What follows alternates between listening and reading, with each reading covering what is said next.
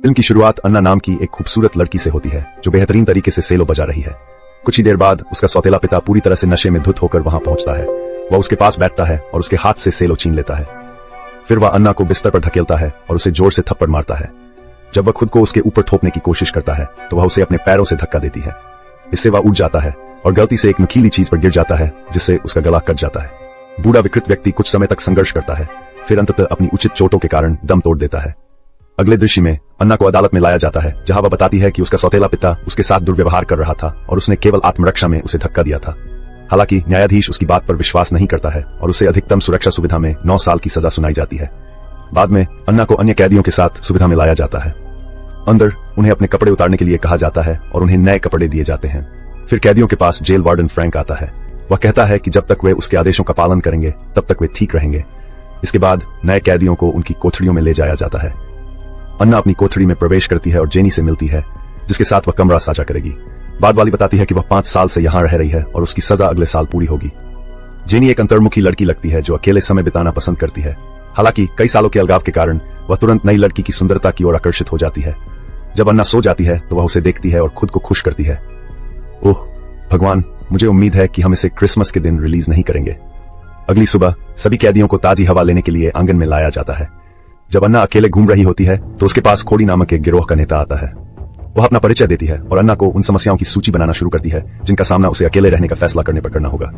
फिर कोड़ी उसे अपने गिरोह में शामिल होने के लिए कहता है ताकि उसे सुरक्षा मिल सके। हालांकि अन्ना जो अकेली रहना चाहती है उसके प्रस्ताव को अस्वीकार कर देती है और चली जाती है। दोपहर के भोजन के समय कोड़ी और उसका समूह एक बार फिर उसी अनुरोध के साथ अन्ना के पास जाता है। उन्होंने उल्लेख किया कि उसे अपनी सुरक्षा के लिए गिरोह में शामिल होना चाहिए, लेकिन इस बार भी नई लड़की मना कर देती है और चली जाती है। अगले दृश्य में जब अन्ना बाथरूम में घुसती है तो कोड़ी और उसका गिरोह अचानक आकर उस पर हमला कर देते हैं। वे इस बात से क्रोधित हैं कि उसने 2 बार उनके प्रस्ताव को अस्वीकार कर दिया। उसे पीटने के बाद कोड़ी उसे चेतावनी देता है कि वह कभी उसका अनादर न करे। इसके बाद अन्ना को इलाज के लिए अस्पताल ले जाया जाता है। उसके पूरे शरीर पर चोट के निशान देखकर नर्स जेन उसे वार्डन फ्रैंक से बात करने का सुझाव देती है। सलाह पर अमल करते हुए अन्ना फ्रैंक के कार्यालय में एक मीटिंग के लिए जाती है। वह उससे कहती है कि वह अकेली रहना चाहती है और वह कारावास की जेलों में से एक में रहने को तैयार है। हालांकि वह जवाब देता है कि एकांत कोठरियां बहुत छोटी हैं और उनमें जीवित रहना मुश्किल है। फिर वह उसके रिकॉर्ड को देखता है और पाता है कि वह सेलो बहुत अच्छा बजा सकती है। उसके रिकॉर्ड में ऐसा क्यों लिखा है, इसलिए वह उसे एक आगामी टैलेंट शो में भाग लेने के लिए कहता है। हालांकि अन्ना ने सीधे तौर पर मना कर दिया, यह कहते हुए कि उसे प्रदर्शन करने में कोई दिलचस्पी नहीं है। जब दोनों बात करना जारी रखते हैं तो फ्रैंक कहता है कि वह उसे सभी समस्याओं से सुरक्षित रख सकता है, लेकिन इसके लिए उसे खुश करना होगा। फिर वह उसके पास जाता है और उसके चेहरे पर अपना हाथ फेरना शुरू कर देता है। यह स्पष्ट रूप से अन्ना को असहज करता है, इसलिए वह दूर चली जाती है और उसका विरोध करती है, ये महसूस करते हुए कि उसकी योजना विफल हो गई है। यह बहुत ही चतुर योजना थी। फ्रैंक बातचीत खत्म करता है और उसे अपने कमरे से बाहर जाने का आदेश देता है। इसके बाद अन्ना अपनी कोठरी में प्रवेश करती है और इस बारे में बड़बड़ाती है कि इस जेल में हर कोई विकृत है। जेनी उसकी चिंताओं को सुनती है और उसे दिलासा देने की पूरी कोशिश करती है। वह अन्ना की सुंदरता की तारीफ करती है और उसे चूमने की कोशिश करती है। आश्चर्यजनक रूप से बाद में वह मान जाती है, भले ही जेनी भी स्पष्ट रूप से विकृत है, और दोनों एक दूसरे के साथ घुल मिल जाते हैं। अगले दिन अन्ना कुछ अन्य कैदियों के साथ जेल की कक्षा में जाती है। एक बार जब यह खत्म हो जाता है तो वह कुछ ताजी हवा लेने के लिए यार्ड में जाती है। जब वह अपने काम में व्यस्त होती है तो एक और गिरोह नेता केला उसके पास आती है। वह बिना किसी कारण के हमारी लड़की को चोट पहुंचाने की धमकी देती है और यहाँ तक कि उस पर एक गेंद भी फेंकती है। अपमानित और डरी हुई अन्ना आखिरकार अपनी सुरक्षा के लिए कोड़ी के गिरोह में शामिल होने का फैसला करती है। वह समूह के पास जाती है और अंदर जाने के लिए कहती है, लेकिन उससे पहले गिरोह का एक सदस्य उस पर हमला करता है और उसे बुरी तरह से पीटता है। जेल के एक गार्ड द्वारा उन्हें अलग करने के बाद कोड़ी अन्ना से कहता है कि अगर वह उसके गिरोह में शामिल होना चाहती है तो उसे पहले केला पर हमला करना होगा। समूह में शामिल होने के लिए बेताब अन्ना सीधे केला के पास जाती है और उसके चेहरे पर मुक्का मारती है। वह तब तक नहीं रुकती जब तक कि गार्ड आकर उन्हें अलग नहीं कर देते। सजा के तौर पर उसे नंगा कर दिया जाता है और 48 घंटे तक एकांत कारावास में रहने के लिए मजबूर किया जाता है। रात बहुत ठंडी हो जाती है और भूख असहनीय हो जाती है, लेकिन वह किसी तरह सजा से बचने में कामयाब हो जाती है। 2 दिन बाद अन्ना को मूल्यांकन के लिए फ्रैंक के कार्यालय में लाया जाता है। उसे उम्मीद है कि वह उसकी मदद करेगा और जेल में उसका जीवन आसान बनाएगा। हालांकि उस विकृत व्यक्ति के इरादे दूसरे हैं। अगर वह उसकी मांगे पूरी नहीं करती है तो वह उसे 2 सप्ताह के लिए एकांत जेल में डालने की धमकी देता है। कोई और विकल्प न होने पर वह अनिच्छा से उसे खुश करना शुरू कर देती है। अगले दृश्य में अन्ना टैटू बनवा रही है क्योंकि उसे आखिरकार कोड़ी समूह के सदस्य के रूप में स्वीकार कर लिया गया है। उसे स्वागत उपहार के रूप में कुछ नशीले पदार्थ भी दिए जाते हैं। दीक्षा प्रक्रिया पूरी होने के बाद कोड़ी अपने समूह को कमरे से बाहर जाने के लिए कहती है। वह भी अन्ना की सुंदरता से मोहित हो जाती है, इसलिए वह उसके साथ संबंध बनाने लगती है। चूंकि अन्ना नशे में है इसलिए वह विरोध नहीं करती। अगले दिन अन्ना अपनी मां से मिलने आती है जो अभी भी अपने पति की मौत से व्याकुल है। वह मानती है कि वह निर्दोष था और अन्ना हर चीज के लिए जिम्मेदार है। इसके बाद दोनों के बीच बहस होती है, जिसका अंत अन्ना के चेहरे पर मुक्का मारने से होता है। कुछ समय बाद जब कैदी आंगन में घूम रहे होते हैं तो केला और उसका गिरोह अन्ना पर अचानक हमला कर देते हैं। लेकिन इस बार हमारी लड़की के साथ उसके दोस्त भी हैं, इसलिए वह निडर होकर लड़ती है। इसके बाद दोनों गिरोहों के बीच एक घातक लड़ाई होती है, जिससे आंगन में अफरा तफरी मच जाती है। नतीजतन जेल के गार्ड को फिर से हस्तक्षेप करने के लिए मजबूर होना पड़ता है। वे लड़कियों को अलग करते हैं और अन्ना को वार्डन के कार्यालय में ले जाते हैं। फ्रैंक का मानना है कि उसने लड़ाई शुरू की थी, इसलिए वह उसे खुश करने का आदेश देता है। सजा के तौर पर वह उसे कुछ नशीले पदार्थ भी देता है और अन्ना के नशे में धुत होने के बाद वह उसके साथ प्यार करता है। मुझे यह कहानी बिल्कुल पसंद नहीं है। अपनी मौजूदा स्थिति से क्रोधित होकर अन्ना अपने सेल में प्रवेश करती है और अपनी कुंठाओं को बाहर निकालना शुरू कर देती है। वह जेनी को थप्पड़ भी मारती है। हालांकि उस पल की गर्मी में उसे जल्दी से अपनी गलती का एहसास होता है और वह उससे माफी मांगती है।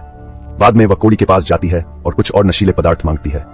कोड़ी उसे नशे की लत के खतरों के बारे में चेतावनी देने की कोशिश करता है, लेकिन इससे अन्ना को गुस्सा ही आता है। वह उस पर चिल्लाती है और फिर वहां से भाग जाती है।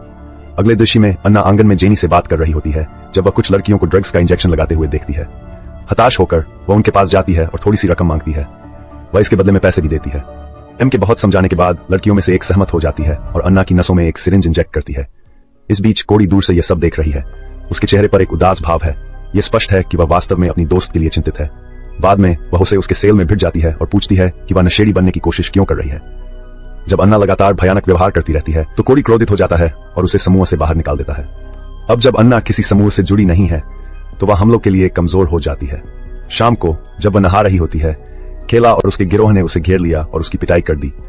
निराश अन्ना फिर उसी ड्रग डीलर लड़की के पास जाती है और एक और शॉट मांगती है। इससे वह अत्यधिक नशे में हो जाती है और अपने सेल में उल्टी कर देती है। उसकी हालत देखकर जेनी उसे ड्रग काउंसलर से बात करने का सुझाव देती है, लेकिन अन्ना मना कर देती है। इसके बजाय वह केला की ओर दौड़ती है और फिर से लड़ाई करती है। इस वजह से उसे फिर से नग्न एकांत जेल में डाल दिया जाता है। जब तक अन्ना रिहा होती है तब तक वह बहुत बुरी हालत में होती है। जब वह फिर से अपने सेल में उल्टी करती है तो जेनी जोर देती है कि अब समय आ गया है कि वह ड्रग्स लेना बंद कर दे। उसी समय कोड़ी वहां पहुंचता है और अन्ना को यह समझाने की कोशिश करता है कि वह ड्रग्स लेकर अपनी जिंदगी बर्बाद कर रही है। हालांकि बिगड़ैल बच्ची एक बार फिर उस पर चिल्लाती है और उसे जाने के लिए कहती है। बाद में जब वह एक शॉट के लिए अपने ड्रग डीलर के पास जाती है तो कोड़ी आता है और उसे खींचकर ले जाता है। वह उससे सहयोग करने के लिए कहती है क्योंकि यह उसके अपने भले के लिए है। लेकिन एना, जो ड्रग्स के लिए बेताब है, कोड़ी को धक्का देती है और चिल्लाना शुरू कर देती है। वह हंगामा करती है और धमकी भी देती है कि अगर उसे वह नहीं मिला जो वह चाहती है तो वह खुद को नुकसान पहुंचाएगी। हालांकि एक गार्ड अंततः उसे नियंत्रित कर लेता है और उसे वापस एकांत कोठरी में डाल देता है। इस बार अन्ना को बहुत ज्यादा वापसी की समस्या है और वह धीरे धीरे अपना दिमाग खोने लगती है। जब वह इसे और बर्दाश्त नहीं कर पाती तो वह टूटी हुई खाने की ट्रे की मदद से अकल्पनीय काम करने की कोशिश करती है। सौभाग्य से जेल के एक गार्ड ने उसे खून बहता हुआ पाया और उसे जेल के अस्पताल ले गया। जब अन्ना की नींद खुली तो उसने खुद को एक कमरे में कुर्सी से बंधा हुआ पाया। जल्द ही एक डॉक्टर उसके पास आता है और उससे कुछ सवाल पूछता है। इसके बाद अन्ना को मनोरोग वार्ड में स्थानांतरित कर दिया जाता है, जहां वह कई रोगियों को नियमित रूप से नशीली दवाओं के सेवन के दुष्प्रभाव के कारण अपना दिमाग खोते हुए देखती है। वह एक कैदी को ओवरडोज के कारण मरते हुए भी देखती है। इस वजह से अन्ना को आखिरकार अपनी गलती का एहसास होता है और वह साफ होने का वादा करती है। अगले दिन उसकी मां उससे मिलने जेल आती है। बूढ़ी महिला को अपनी गलतियों का एहसास होता है, इसलिए वह सच्चाई जानने के बावजूद उसे जेल भेजने के लिए अन्ना से माफी मांगती है। फिर वह जज के सामने कबूल करने के लिए सहमत हो जाती है ताकि उसकी बेटी आजाद हो सके। बाद में अन्ना अपने सेल में वापस आती है, जहां वह एक नुकीली वस्तु उठाती है और अपने हाथ से कोड़ी के गैंग टैटू को हटा देती है। शाम को और वह फर्श पर पोछा लगा रही है। फ्रैंक उसके पास आता है और उसे एक सेलो देता है। वह उसे अभ्यास करने के लिए कहता है ताकि वह टैलेंट शो में भाग ले सके। कुछ समय बाद कोड़ी को पता चलता है कि अन्ना ने अपने हाथ से गैंग टैटू हटा दिया है। इससे वह गुस्से में आ जाती है और उस पर हमला कर देती है। वह अन्ना की उंगलियों को भी चोट पहुंचाती है ताकि वह फिर कभी सेलो न बजा सके। जेल अस्पताल में फ्रैंक अन्ना की जांच करने के लिए आता है, लेकिन उसे सांत्वना देने के बजाय वह उसे अनुचित तरीके से छूना शुरू कर देता है। यह नर्स दूर से देखती है। बाद में गुस्से में अन्ना जेन के कार्यालय जाती है और फ्रैंक को रोकने के बजाय उससे मदद मांगती है।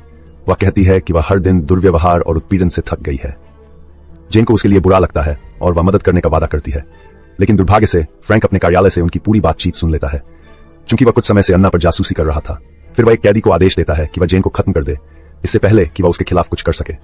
दुख की बात है कि कैदी उसके आदेश का पालन करता है और जेन को अकेले में बेरहमी से मार देता है।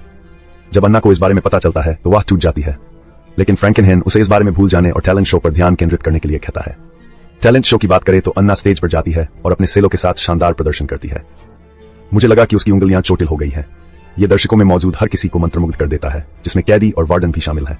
शो खत्म होने के बाद फ्रैंक अन्ना के पास जाता है और उसे बताता है कि उसने आने वाले हफ्ते में उसके पैरोल का इंतजाम कर दिया है, लेकिन वह बदले में कुछ और भी चाहता है, जो कि निश्चित रूप से उसके साथ अंतरंग होना है।